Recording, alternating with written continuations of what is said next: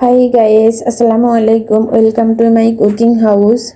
ফুলকো ফ্লাওয়ার বল মোগলাইয়ের রেসিপি খুবই সুন্দর ও খুবই টেস্টি একটি মোগলাই রেসিপি। আশা করি আপনাদের অনেক ভালো লাগবে। বাচ্চাদের স্কুল টিফিনে ঝটফট বানিয়ে দিতে পারবেন।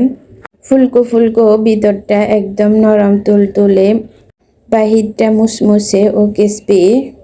সাধারণ মোগলা থেকে এই মোগলাটা ফুলে একদম টুইটুম্বুর, খেতে খুবই মজার হয়।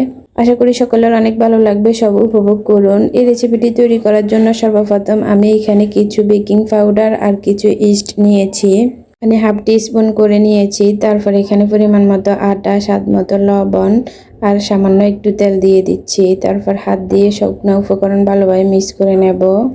তারপর অল্প অল্প পানি দিয়ে শক্ত একটা ডো তৈরি করে নেব। তারপর আলাদা একটা বাটিতে একটি ডিম ভেঙে নেব।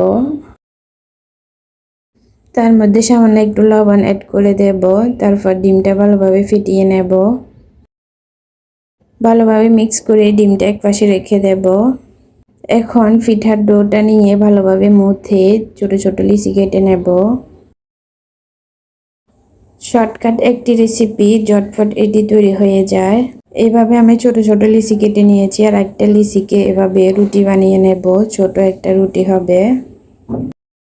তারপর একটা পাত্রের মধ্যে এভাবে নিয়ে রুটিটা মাঝখান দিয়ে মাঝখান দিয়ে এভাবে ডিম দেব। তারপর ফুলের শেপ দিয়ে রুটিটার এভাবে ভাঁজ করে নেব, আর আস্তে আস্তে একদম বলের মতো হয়ে যাবে এই শেপে। তারপর এভাবে হাত দিয়ে চেপে চেপে মুখটা বন্ধ করে দিতে হবে। আর এভাবে রেডি হয়ে গেল আমার একটি মোগলাই। সেম ভাবে আমি সবগুলো তৈরি করে নেব। তারপর একটা কড়াইতে পরিমাণ মতো তেল অ্যাড করে দেব। তেল যখন গরম হয়ে আসবে এই পর্যায়ে আমি দিয়ে দেব মোগলাই। আর এইভাবে এক সাইডটা ভেজে তারপর উল্টিয়ে দিতে হবে। আর এইভাবে উল্টিয়ে পাল্টিয়ে লালচে কালার নিয়ে আসতে হবে। খুবই সহজ একটি মোগলাই রেসিপি। আশা করি আপনাদেরও অনেক ভালো লাগবে, বাচ্চারাও অনেক পছন্দ করবে। এইভাবে আমি উল্টিয়ে পাল্টিয়ে যখন মোগলাইয়ের কালারগুলো চেঞ্জ হয়ে আসছে, লালচে ব্রাউনিশ হয়ে আসছে, এই পর্যায়ে আমি চাকনিতে উঠিয়ে রাখতেছি। দেখুন ফুলে কিরকম হয়েছে, একদম ফেটে গেছে। তারপর আমি একটা প্লেটে নামিয়ে নিচ্ছি। এটা চাইলে আপনারা না কেটে এভাবে সিঙ্গারার মতো খেতে পারবেন সস দিয়ে। খুবই ইউনিক ও মজার একটি মোগলাই রেসিপি। আশা করি আপনাদেরও অনেক ভালো লাগছে।